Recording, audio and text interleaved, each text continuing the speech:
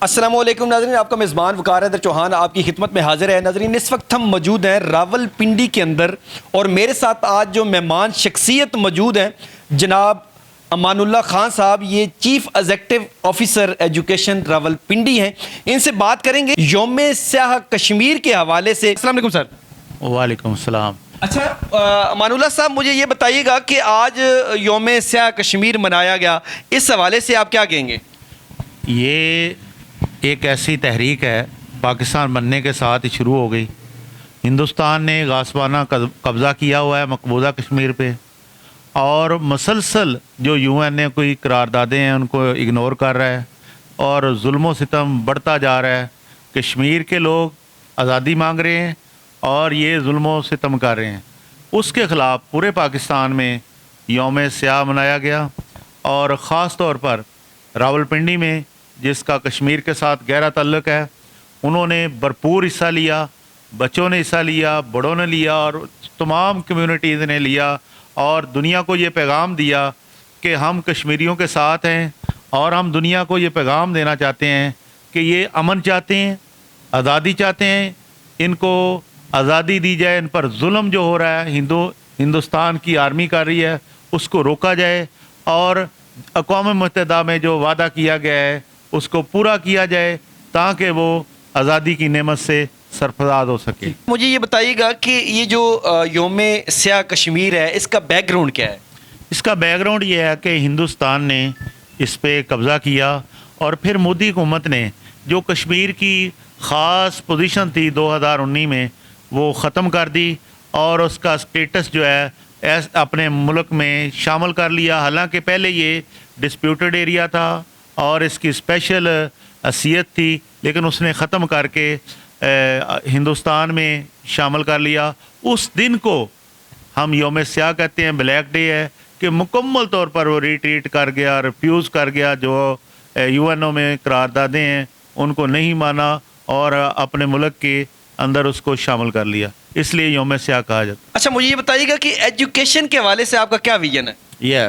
یہ ایجوکیشن ہی ایک ایسا ذریعہ ہے جس کی وجہ سے ہم قوم کو تیار کر سکتے ہیں، اور قوم کے لیے یہ ضروری ہے، اور خاص اسپیشل ٹیچرز کے لیے ضروری ہے کہ جو پاکستان کا نظریہ ہے اور جس کے تحت کشمیر پاکستان کا حصہ بنتا ہے اس کا شعور دیں، اور ٹیچر الحمدللہ قوم کو ایسا شعور دے رہے ہیں، اور ہر جگہ یہ پیغام پہنچا رہے ہیں کہ کشمیر کا ساتھ دینا چاہیے، کشمیریوں کے لیے دعا کرنی چاہیے، ان کی مدد کرنی چاہیے، اور جو بھی لیگل پروسیس ہے اس کو اختیار کرنے کے لیے یو این او پہ دباؤ بڑھانا چاہیے۔ اچھا، آپ نے یہ ذمہ داریاں کب سے سنبھالی ہیں؟ میں نے یہ ایک ہفتہ پہلے ذمہ داری لی ہے۔ ہمارا ایک بڑا ٹرانسپیرنٹ پروسیس ہوا ہے، فرسٹ ٹائم پاکستان کی ہسٹری میں ایسا ہوا ہے کہ گورنمنٹ آف دی پنجاب نے ٹیسٹ کے ذریعے اور بڑے ٹرانسپیرنٹ طریقے سے انٹرویو کے ذریعے ایک پروسیس کیا ہے، جس کے تحت 19 گریڈ میں کام کرنے والے آفیسر کو سلیکٹ کیا گیا ہے، اور پورے پنجاب میں سی اوز کو چینج کر کے نئے جو سلیکٹ شدہ سی اوز ہیں ان کو لگایا گیا ہے تاکہ کوالٹی ایجوکیشن کو انشور کیا جا سکے، اور جو آؤٹ آف اسکول چلڈرن ہیں ان کو اسکول میں لایا جا سکے، اور انرجیٹک طریقے سے جو تبدیلیاں آ رہی ہیں ان کو امپلیمنٹ کیا جا سکے۔ اور اس کے ساتھ ساتھ یہ بہت ضروری سمجھا جا رہا تھا کہ کوالٹی مینجمنٹ کو انہینس کیا جائے۔ اچھا، مجھے یہ بتائیے گا کہ کون کون سی پالیسیز ہیں جو حکومت کی طرف سے آپ کو دی گئی ہیں، اور کن پالیسیز کے اوپر آپ کا فوکس ہوگا؟ جی، سب سے بڑی پالیسی یہ ہے جو بڑا مسئلہ بنا ہوا ہے جب سے پاکستان بنا ہے کہ بچے اسکول نہیں آ رہے۔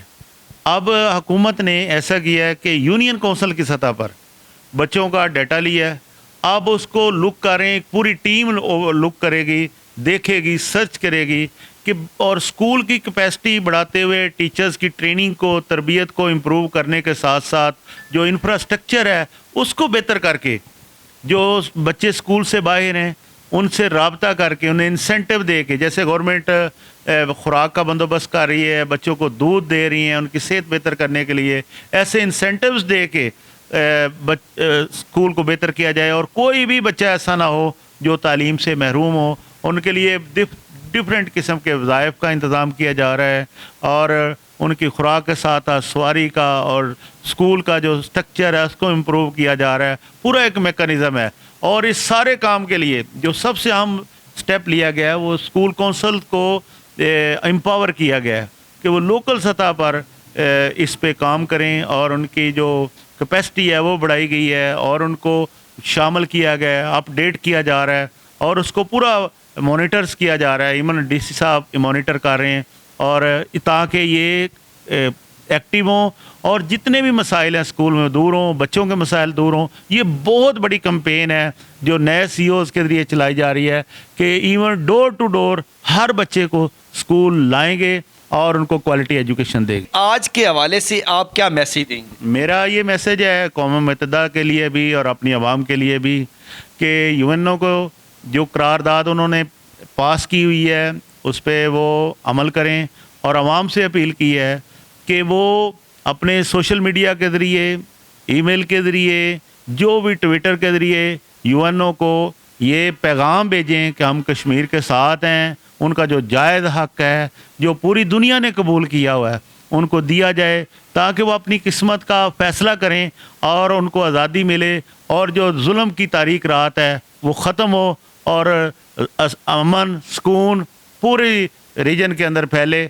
अदरवाइज़ ये एक फ्लैश पॉइंट बन चुका है और इसको ख़त्म करें ताकि खुशहाली आए और सुकून आए और जो रिसोर्सेज हैं वो पॉजिटिव पहलुओं में खर्च हो सके। जी बहुत शुक्रिया। जी नाज़रीन, मेरे साथ मौजूद थे chief executive officer education Rawalpindi Amanullah Khan साहब। इनका कहना यह है कि कश्मीर के ऊपर ज़बरदस्ती कब्ज़ा जमाया है भारत ने। अक़वाम मुत्तहिदा की करारदादों के ऊपर अगर अमल किया जाए तो कश्मीर आज भी जो है ना आज़ाद हो सकता है। इनका कहना यह है कि एजुकेशन के अंदर हमारा सबसे बड़ा जो फोकस है, जो स्कूलों से बाहर बच्चे हैं, हमारी कोशिश है कि हम तमाम तर जितना फोकस है उन बच्चों के ऊपर रखेंगे ताकि जो स्कूल से बाहर बच्चे हैं वो स्कूलों के अंदर अच्छे म्यार की तालीम हासिल कर सकें। इसी के साथ अपने मेज़बान वकार हैदर चौहान को इजाज़त दीजिए। अल्लाह ने के मान।